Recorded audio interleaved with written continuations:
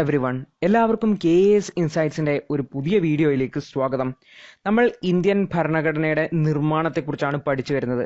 അപ്പോൾ കഴിഞ്ഞ ക്ലാസ്സിൽ നമ്മൾ ഒബ്ജക്റ്റീവ് റെസൊല്യൂഷനെ കുറിച്ചും കൂടാതെ 8 മേജർ കമ്മിറ്റികളെക്കുറിച്ചും മനസ്സിലാക്കിയിട്ടുണ്ട്. അപ്പോൾ അതിനുശേഷം ഇന്ത്യൻ ഭരണഘടനയുടെ പ്രവർത്തനത്തെ സംബന്ധിച്ച് അല്ലെങ്കിൽ ഈ ഒരു കോൺസ്റ്റിറ്റ്യൂവൻ്റ് അസംബ്ലിയെക്കുറിച്ച് വരാൻ സാധ്യതയുള്ള ചോദ്യങ്ങളെക്കുറിച്ചൊക്കെയാണ് നമ്മൾ ഈ ഒരു ക്ലാസ്സിൽ ചർച്ച ചെയ്യാൻ വേണ്ടി പോകുന്നത്. അപ്പോൾ നമുക്കറിയാം കോൺസ്റ്റിറ്റ്യൂവൻ്റ് അസംബ്ലിയുടെ പ്രവർത്തനം അത് ആദ്യത്തെ സെഷൻ ഡിസംബർ 9 മുതൽ 23 വരെയായിരുന്നു 1946. ആകെ 11 സെഷനുകളാണ് ഉണ്ടായിരുന്നത്. ആ നമ്പർ ഒന്ന് ഓർത്തുക്കണം, 11 സെഷനുകൾ.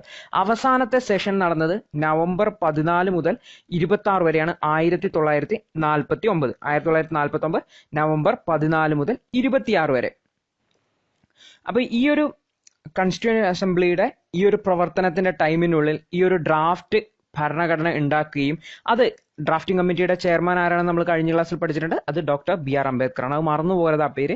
അപ്പോൾ ഡ്രാഫ്റ്റ് ഭരണഘടന ഉണ്ടാക്കുകയും 2 പ്രാവശ്യം പബ്ലിക് ഒപ്പീനിയന് വേണ്ടിയിട്ടും കൂടാതെ ചർച്ചയ്ക്ക് വേണ്ടിയൊക്കെ വയ്ക്കുകയും ചെയ്തു. അങ്ങനെ ഫൈനൽ ഡ്രാഫ്റ്റ് അവസാനത്തെ 11th സെഷൻ 11ാമത്തെ സെഷനിൽ നവംബർ 26-ാം തീയതി അവസാനത്തെ തീയതി, നവംബർ 14 മുതൽ 26 വരെ അവസാനത്തെ തീയതി എല്ലാവർക്കും മുന്നിൽ വയ്ക്കുകയും ചെയ്തു. അപ്പോൾ 1949 നവംബർ 26-നാണ് ഭരണഘടനയുടെ നിർമ്മാണം പൂർത്തിയായിട്ട് ആ ഫൈനൽ കോപ്പി എല്ലാ ആൾക്കാരുടെയും മുന്നിലേക്ക് വെക്കുന്നത്. അപ്പോൾ നമ്മുടെ ഭരണഘടന ഏതു ഭാഷയിലാണ് എഴുതിയിരിക്കുന്നത്?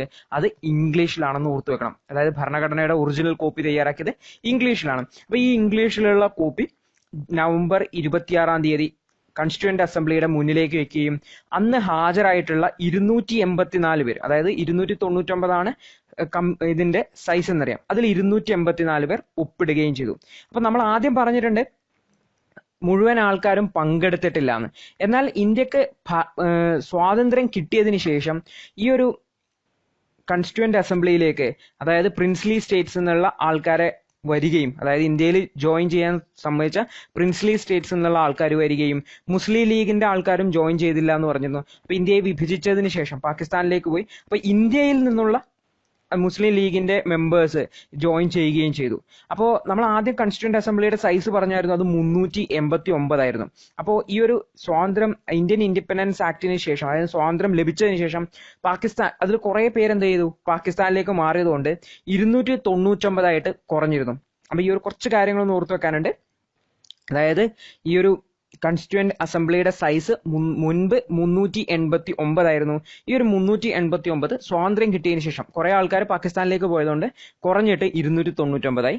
അതിനുശേഷം മുസ്ലിം ലീഗ് എന്നുള്ള ആൾക്കാർ, അതായത് നേരത്തെ വിട്ടുമാറി നിന്ന ആൾക്കാർ വന്ന് ജോയിൻ ചെയ്തു. കൂടാതെ പ്രിൻസ്ലി സ്റ്റേറ്റ്സ്, ഇന്ത്യയിൽ ജോയിൻ ചെയ്യാൻ സമ്മതിച്ച പ്രിൻസ്ലി സ്റ്റേറ്റ്സ് എന്നുള്ള ആൾക്കാരും വന്ന് ചോദിച്ചു. അങ്ങനെ ടോട്ടൽ 299 മാറിയിരുന്നു.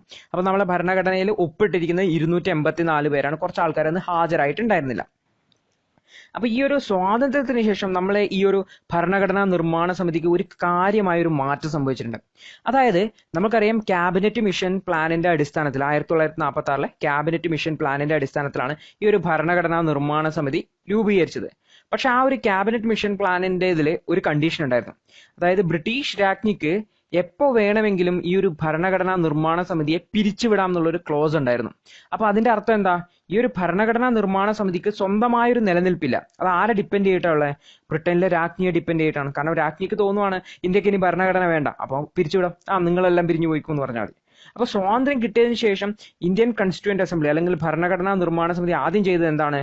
ഒരു റെസൊല്യൂഷൻ അങ്ങ് പാസ്സാക്കി. അതായത് ഭരണഘടനാ നിർമ്മാണ സമിതി എന്ന് പറയുന്നത് ഒരു ഇൻഡിപെൻഡന്റ് ബോഡിയാണ്. അതിനെ പിരിച്ചുവിടുന്നതിന് അതിന് മാത്രമേ പറ്റുകയുള്ളൂ. അതായത് ഭരണഘടനാ നിർമ്മാണ സമിതിയിൽ ഒരു റെസൊല്യൂഷൻ, അതായത് ഭരണഘടന പൂർത്തിയായി കഴിഞ്ഞു, ഇനി ഭരണഘടനാ നിർമ്മാണ സമിതിയുടെ ആവശ്യമില്ല എന്ന് പറഞ്ഞിട്ട് അവർ തന്നെ ഒരു റെസൊല്യൂഷൻ പാസ്സാക്കിയാൽ മാത്രമേ അവരെ പിരിച്ചുവിടാൻ പറ്റുകയുള്ളൂ. അപ്പൊ നമുക്ക് പറയാം, അതായത് സ്വാതന്ത്ര്യത്തിന് മുമ്പ് കോൺസ്റ്റിറ്റ്യൂവൻ്റ് അസംബ്ലി എന്ന് പറയുന്നത് ഒരു സോവറിൻ ബോഡി ആയിരുന്നില്ല. അവർക്ക് എന്തെങ്കിലും തീരുമാനങ്ങൾ എടുക്കണമെങ്കിൽ അല്ലെങ്കിൽ അവരെ നിയന്ത്രിക്കുന്നതിന് വേണ്ടിയിട്ട് ബ്രിട്ടനിലെ രാജ്ഞി ഉണ്ടായിരുന്നു. പക്ഷെ സ്വാതന്ത്ര്യത്തിന് ശേഷം അവരൊരു സോവറിൻ ബോഡിയായി മാറി. അപ്പം നിങ്ങൾ ആ ഒരു വാക്കൊന്ന് ഓർത്തു വെക്കണം. Constituent assembly became A sovereign body only after 1947. 1947 August 15 ശേഷം മാത്രമാണ് ഈ ഒരു കോൺസ്റ്റിറ്റ്യൂവൻ്റ് അസംബ്ലി സോവറിൻ ബോഡിയായി മാറുന്നത്. അതിനു മുന്നേ സോവറിൻ ബോഡി ആയിരുന്നില്ല. ഓക്കെ, അപ്പം നമ്മൾ ഓർത്തു വെക്കണം, സ്വാതന്ത്ര്യം കിട്ടിയതിന് ശേഷം ഞാൻ ഓൾറെഡി പറഞ്ഞിട്ടുണ്ട്, അതായത് നമ്മുടെ ഈ ഒരു ഭരണഘടനാ നിർമ്മാണ സമിതി തന്നെയാണ് നമ്മുടെ പാർലമെന്റ് ആയിട്ടും ആക്ട് ചെയ്തതെന്ന്. അപ്പോൾ ഈ ഒരു പാർലമെന്റ് ആയിട്ട് ആക്ട് ചെയ്യുന്ന ഈ ഒരു പാർലമെന്റിന്റെ ചെയർ ആയിട്ട്, അതായത് നമ്മുടെ ഇന്നത്തെ ലോകസഭാ സ്പീക്കർ എല്ലാം പോയ അന്നത്തെ ആ ഒരു ചെയർ പോസ്റ്റിലേക്ക് വന്നത് GV മാവ്ലങ്കർ ആണ്. അപ്പൊ ആ പേരൊന്ന് ഓർത്തു വെക്കണം. നമ്മുടെ ആദ്യത്തെ പാർലമെന്റിന്റെ ചെയർ ആയിട്ട് വന്നത് അല്ലെങ്കിൽ സ്പീക്കർ ആയിട്ട് വന്നത് GV മാവ്ലങ്കർ ആണെന്ന് ഓർത്തു വെക്കണം. അപ്പൊ ഈ ഒരു ബോഡി തന്നെയാണ്, ഈ ഒരു കോൺസ്റ്റിറ്റ്യൂവന്റ് അസംബ്ലി തന്നെയാണ് നമ്മുടെ രാജ്യത്തിന്റെ പാർലമെന്റ് ആയിട്ട് ആദ്യത്തെ ജനറൽ ഇലക്ഷൻ കഴിയുന്നത് വരെ പാർലമെന്റ് ആയിട്ട് ആക്ട് ചെയ്തത്. അപ്പൊ ആ ഒരു കാര്യത്തിലേക്ക് വരാം. അപ്പൊ നമ്മൾ കോൺസ്റ്റിറ്റ്യൂവന്റ് അസംബ്ലിയുടെ വർക്കിങ്ങിനെ കുറിച്ചാണ് പറയുന്നത്. അപ്പോൾ 11 സെഷനുകൾ ഉണ്ടായിരുന്നു. അവസാനത്തെ സെഷൻ എന്ന് പറഞ്ഞു കഴിഞ്ഞാൽ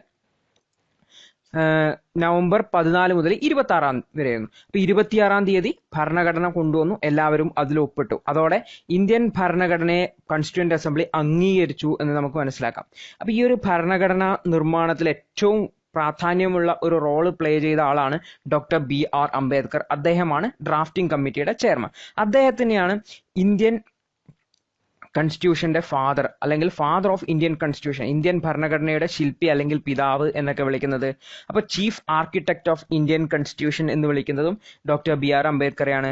പിന്നെ മോഡേൺ മനു എന്ന് വിളിക്കുന്നതും ഡോക്ടർ BR അംബേദ്കറിനെയാണ്. അപ്പൊ അദ്ദേഹത്തിനെ വിശേഷിപ്പിക്കുന്ന ഓർത്തുക്കണം, father of the Indian constitution, Indian ഭരണഘടനയുടെ പിതാവ് അല്ലെങ്കിൽ ശില്പി എന്ന് വിളിക്കുന്ന അദ്ദേഹത്തെയാണ് chief architect of Indian constitution, അതായത് ഇന്ത്യൻ ഭരണഘടനയുടെ മുഖ്യ ആർക്കിടെക്ട് എന്ന് വിളിക്കുന്നതും ഡോക്ടർ BR അംബേദ്കറിനെയാണ്. മോഡേൺ മനു എന്ന് വിളിക്കുന്നതും അദ്ദേഹത്തെ തന്നെയാണ്. കാരണം മനു, നമുക്കറിയാം, മനുസ്മൃതിനെ കുറിച്ച് നമ്മൾ പഠിച്ചിട്ടുണ്ട്. അതായത് ഹിന്ദു മതവുമായിട്ട് ബന്ധപ്പെട്ടുള്ള നിബന്ധനകളൊക്കെ തയ്യാറാക്കിയ ഒരു ആളാണ് മനുസ്മൃതി എന്ന് പറയുന്നത്, അതായത് മനു. അപ്പൊ ആ ഒരു അർത്ഥത്തിൽ ഇന്ത്യൻ ഭരണഘടനയുമായി ബന്ധപ്പെട്ടുള്ള ഇന്ത്യൻ ജനതയ്ക്ക് വേണ്ടിയിട്ടുള്ള കണ്ടീഷൻസ് ഒക്കെ അല്ലെങ്കിൽ ഒരു ജീവിത രീതിയെ സംബന്ധിച്ചുള്ള ഒരു ബുക്ക് ഉണ്ടാക്കിയ എന്നുള്ള അർത്ഥത്തിൽ മോഡേൺ മനു, ആധുനിക മനു എന്ന് വിളിക്കുന്നത് ഡോക്ടർ BR അംബേദ്കറിനെയാണ്. അദ്ദേഹം ഈ ഒരു ജവഹർലാൽ നെഹ്റുവിന്റെ ആദ്യത്തെ ഈ ഒരു മിനിസ്ട്രിയിലെ ക്യാബിനറ്റിലെ ലോ മിനിസ്റ്റർ ആയിരുന്നു, നിയമമന്ത്രിയായിരുന്നു എന്നുകൂടി ഓർത്തു വെക്കണം ഡോക്ടർ BR അംബേദ്കർ. അപ്പൊ നമുക്കറിയാം ഈ ഒരു നവംബർ 26 നമ്മൾ ഇന്നൊരു പ്രത്യേക പേരിൽ ആഘോഷിക്കുന്നുണ്ട്, അതായത് ഭരണഘടനാ ദിനം, അതായത് കോൺസ്റ്റിറ്റ്യൂഷൻ ഡേ. ഇതൊരിക്കൽ PSCക്ക് ചോദിച്ചിട്ടുള്ളതാണ്. ഈ ഒരു നവംബർ 26, അതായത് ഭരണഘടനാ സമിതി ഈ ഒരു കോൺസ്റ്റിറ്റ്യൂഷനെ അംഗീകരിച്ച നവംബർ 26, 1949 നവംബർ 26 തീയതിയാണ്. അപ്പൊ ഈ ഒരു നവംബർ 26 നമ്മൾ കോൺസ്റ്റിറ്റ്യൂഷൻ ഡേ അല്ലെങ്കിൽ ഭരണഘടനാ ദിനമായിട്ട് ആഘോഷിച്ചു പോരുന്നുണ്ട്. ഇത് കുറച്ച് വർഷങ്ങൾ മാത്രമേ ആയിട്ടുള്ളൂ ഇങ്ങനെ ആഘോഷിക്കുന്നതിന് വേണ്ടി തുടങ്ങിയിട്ട്. അപ്പോൾ ശരിക്ക് ആ ഒരു നവംബർ 26 തന്നെ നമ്മുടെ ഭരണഘടന അംഗീകരിച്ചതായിട്ട് പ്രഖ്യാപിച്ച് നമുക്ക് അന്ന് തന്നെ നമുക്ക് സ്വന്തമായിട്ടൊരു ഭരണഘടന ആയി എന്ന് പറയാമായിരുന്നു. പക്ഷെ അങ്ങനെ ചെയ്തില്ല. അതായത് ജവഹർലാൽ നെഹ്റു, നമ്മുടെ അന്നത്തെ പ്രധാനമന്ത്രിയായിരുന്ന ജവഹർലാൽ നെഹ്റുവിന്റെ ഒരു ആഗ്രഹമായിരുന്നു, അദ്ദേഹത്തിനെയും ഒരുപാട് കോൺഗ്രസ് നേതാക്കന്മാരുടെ ഒരു ആഗ്രഹമായിരുന്നു. കാരണം 1929 കോൺഗ്രസ് സെഷനിൽ 1929 കോൺഗ്രസ് സെഷനിൽ 1930 ജനുവരി 26, ആ ഡേറ്റ് ഓർത്തോണം, ജനുവരി 26 ഇന്ത്യയുടെ ആദ്യത്തെ സ്വാതന്ത്ര്യ ദിനമായിട്ട് ആഘോഷിക്കുന്നതിന് വേണ്ടി തീരുമാനിച്ചിരുന്നു. ഇത് നമ്മൾ മോഡേൺ ഇന്ത്യൻ ഹിസ്റ്ററിയിൽ പഠിച്ചതാണ്. അപ്പൊ ആ ഒരു ദിവസത്തിന്റെ ഓർമ്മക്കായിട്ട് ഇന്ത്യയുടെ ഈ ഒരു ഭരണഘടന നിലവിൽ വരുന്ന ദിവസം ജനുവരി 26 ആയിരിക്കണം എന്നുള്ള ഒരു ആഗ്രഹം ഉണ്ടായിരുന്നു. അപ്പൊ ഈ ഒരു ആഗ്രഹം അതുപോലെ പാലിക്കുന്നതിന് വേണ്ടിയിട്ടാണ് ഭരണഘടന ഒപ്പിട്ടത് നവംബർ 26 അത് നിലവിൽ വരുന്നത് ജനുവരി 26 മാറിയത്. അപ്പൊ ആ ജനുവരി 26 1950 ജനുവരി 26 നമ്മൾ അന്ന് റിപ്പബ്ലിക്കായി മാറിയത്. അതായത് നമ്മൾ റിപ്പബ്ലിക്കായി മാറി എന്ന് മനസ്സിലാക്കണം. അപ്പൊ നമ്മൾ റിപ്പബ്ലിക് ഡേ ആയിട്ട് നമ്മൾ ആഘോഷിക്കുന്നത് ജനുവരി 26. നവംബർ 26 നമ്മൾ ഏത് ദിവസമായിട്ടാണ് ആഘോഷിക്കുന്നത്? ഭരണഘടനാ ദിനമായിട്ടാണ് ആഘോഷിക്കുന്നത്. അപ്പോൾ നമ്മൾ പറഞ്ഞു ഇതുവരെ ഒരു പാർലമെന്റ് ഉണ്ടായിരുന്നു. അപ്പൊ ആ ഒരു പാർലമെന്റ് വർക്ക് ചെയ്തിരുന്നത് ഗവൺമെന്റ് ഓഫ് ഇന്ത്യ ആക്ട് 1935 പ്രകാരമായിരുന്നു. അത് പ്രകാരമായിരുന്നു. അപ്പൊ നമുക്ക് സ്വന്തമായിട്ട് ഒരു ഭരണഘടന വന്നതോടെ ഈ ഒരു ഗവൺമെന്റ് ഓഫ് ഇന്ത്യ ആക്ടിന്റെ ആവശ്യമില്ല. അപ്പൊ ഈ ഒരു ഗവൺമെന്റ് ഓഫ് ഇന്ത്യ ആക്ട് 1935 അങ്ങ് റിപ്പീൽ ചെയ്തു, അതായത് പിൻവലിച്ചു കളഞ്ഞു. അതുകൂടാതെ ഇത്തരത്തില് ഭരണഘടന വരുന്ന സമയത്ത് അതിന് നമ്മുടെ രാജ്യത്തിന് ഒരു ഹെഡ് വേണമല്ലോ. അപ്പൊ ആദ്യത്തെ പ്രസിഡന്റ് ആയിട്ട് ഡോക്ടർ രാജേന്ദ്ര പ്രസാദിനെ തെരഞ്ഞെടുത്തതും ഈ ഒരു കോൺസ്റ്റിറ്റ്യൂവന്റ് അസംബ്ലി തന്നെയായിരുന്നു. ഈ ഒരു കോൺസ്റ്റിറ്റ്യൂവന്റ് അസംബ്ലി എന്ന് പറയാം നമ്മുടെ പാർലമെന്റ്. അപ്പൊ അതോടെ ഭരണഘടന നിലവിൽ വരുന്നതോടെ അല്ലെങ്കിൽ ഭരണഘടന അംഗീകരിക്കുന്നതോടെ കോൺസ്റ്റിറ്റ്യൂവന്റ് അസംബ്ലിയുടെ റോള് തീർന്നു. അപ്പൊ കോൺസ്റ്റിറ്റ്യൂവന്റ് അസംബ്ലിനെ പിരിച്ചുവിട്ടു. കോൺസ്റ്റിറ്റ്യൂവന്റ് അസംബ്ലി അങ്ങ് ഒഴിവായി. കാരണം അവർ തന്നെ റെസൊല്യൂഷൻ പാസ്സാക്കി കോൺസ്റ്റിറ്റ്യൂവന്റ് അസംബ്ലി റെഡിയായി. അപ്പൊ കോൺസ്റ്റിറ്റ്യൂവന്റ് അസംബ്ലിക്ക് ഇനി ആവശ്യമില്ല. കോൺസ്റ്റിറ്റ്യൂന്റ് അസംബ്ലിനെ പിരിച്ചുവിട്ടു. പക്ഷെ ഇതേ ബോഡി അതുപോലെ നിലനിന്നിരുന്നു എന്തായിട്ട്? ഇന്ത്യയുടെ പാർലമെന്റ് ആയിട്ട്. ഇതുവരെ ആദ്യത്തെ ജനറൽ ഇലക്ഷൻ 1951 ജനറൽ ഇലക്ഷൻ കഴിയുന്നത് വരെ ഈ ഒരു കോൺസ്റ്റിറ്റ്യൂന്റ് അസംബ്ലി അല്ലെങ്കിൽ ഈ ഒരു പാർലമെന്റ് ആയിട്ട് ഈ ഒരു ബോഡി നിലനിന്നിരുന്നു എന്ന് ഓർത്തു വെക്കണം. അപ്പൊ നമ്മൾ ഇനി പറയാൻ വിട്ടുപോയ ഒരു പോയിന്റ് മാത്രമേ ഉള്ളൂ.